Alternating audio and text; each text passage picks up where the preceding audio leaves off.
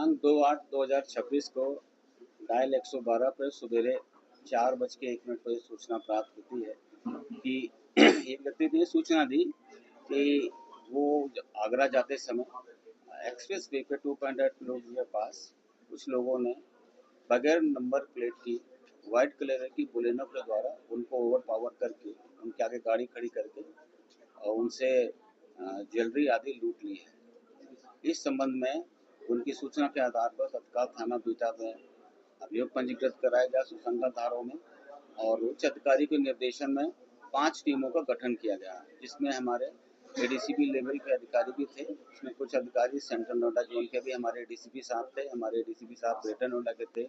इसके अलावा इकोटेक, धनकौर, इन थानों की भी टीमों को बीटा 2 के साथ साथ लगाया गया था। सूचना मिलने पर इलेक्ट्रॉनिक सर्विलांस के जरिए और लोकल इंटेलिजेंस के जरिए हम लोग को यह पता चला कि इस घटना में 5 अभियुक्त शामिल हैं और घटना में प्रयुक्त कार को आईएफएस गोल चक्कर के पास इनको गिरफ्तार कर लिया गया है और जिनके पास से सारी रिकवरी हुई। बरामद माल की कितनी कीमत बताई? बरामद माल की कीमत बाजार के रेट के हिसाब से लगभग 1 करोड़ 38 लाख के आसपास की कीमत है। इनके और भी साथी हैं?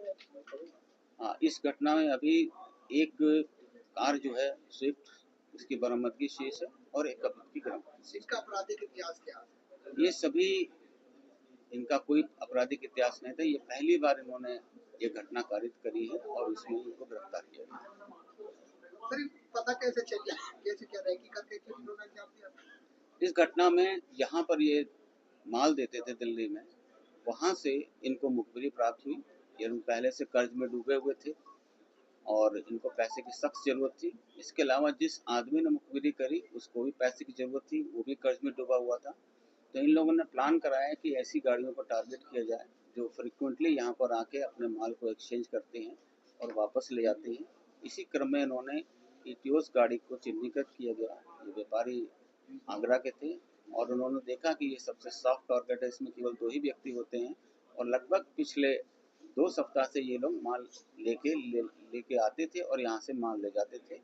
और इन्होंने इसी बीच में ये भी देख लिया था कि ये माल रिसीव करने के बाद अपने गाड़ी में किस जगह पर ये माल को रखे थे ताकि कम रेजिस्टेंस के बाद इनसे ये रिकवरी की जा सके। लूट का उद्देश्य क्या था?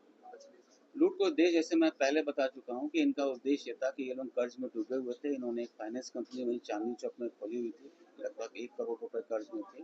तो उन्होंने कहा कि इसी को अपनी आर्थिक तंगी को देखते हुए उन्होंने ये घटना कारित करी।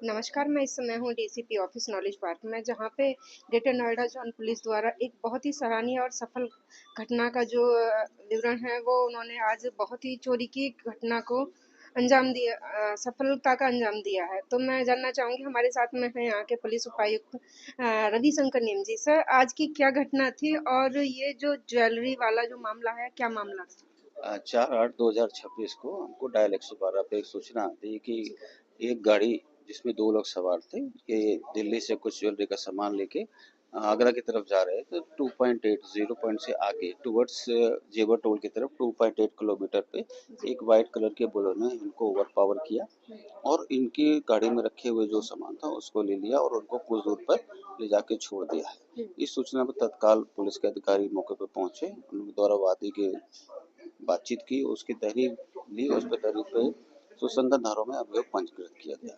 इस पूरी घटना में अनावरण करने में 5 टीमें लगाई गई और लगभग 48 घंटे के अंदर हमने इस घटना को खुलासा करते हुए 100% माल की रिकवरी की है। इसमें 5 अभियुक्त को गिरफ्तार किया गया। घटना में प्रयुक्त बुलेनो कार को बरामद कर लिया गया है और इसके अलावा भी एक अभियुक्त और एक गाड़ी की बरामदगी शेष है, जो कि शीघ्र ही उसके लिए टीम लगा दी गई। जल्द ही इनकी गिरफ्तारी और बरामदगी हो जाएगी। सर, इसमें अभियुक्त जो थे उनकी संख्या कितनी थी लगभग? इसमें अभियुक्त जो थे वो एक्चुअल घटना में जिन्होंने बोलेनो कार में थे वो 4 थे, 2 लोग पीछे रेकी करने वाले थे, वो 0 पॉइंट पे रुक गए थे। लगभग इनकी उम्र क्या होगी?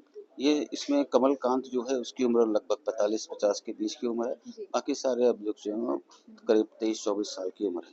इनका कोई आपराधिक विवरण भी पहले रहा है क्या? इनका कोई आपराधिक इतिहास नहीं है, पहली बार इन्होंने ये घटना की है। जी, तो ये किसी मजबूरी में की थी या इन्होंने ये चूज किया था इसके? इनके ऊपर फाइनेंशियल बर्डन बहुत था। इन्होंने लगभग 1 करोड़ रुपए की लागत से अपनी एक फाइनेंस कंपनी खोली थी दिल्ली में, जहाँ पर ये ज्वेलरी का काम होता है, उसी मार्केट के आसपास। वहाँ पर इनका जो पैसा था, जो इन्होंने जो पैसा दिया था अपने मार्केट में उधार के लिए, फाइनेंस किया था, वो सारा फाइनेंस का पैसा डूब गया था। क्योंकि ये पैसा इन्होंने अपने रिश्तेदारों से लिया था, रिश्तेदारों के दबाव में, दोस्तों के दबाव में इन्होंने इस घटना को अंजाम किया, ताकि इस पैसे से अपने जो कर्ज है इसकी अदायगी कर सके। तो सर जो ये माल रिकवरी हुई है ये लगभग कितने अमाउंट का होगा? इसकी कीमत मार्केट में आज की तारीख में 1,38,00,000 रुपए। अच्छा सर, जो ये ज्वेलरी मालिक है ये कहाँ के रहने वाले हैं? ये ज्वेलरी मालिक है पंकज अग्रवाल, ये आगरा के रहने वाले हैं। चलिए सर, थैंक यू सर, हमसे जुड़ने के लिए धन्यवाद। तो मैं थी भारत वंदन न्यूज़ से अंजलि सिसोदिया। देखते रहिए भारत वंदन न्यूज़। नमस्कार।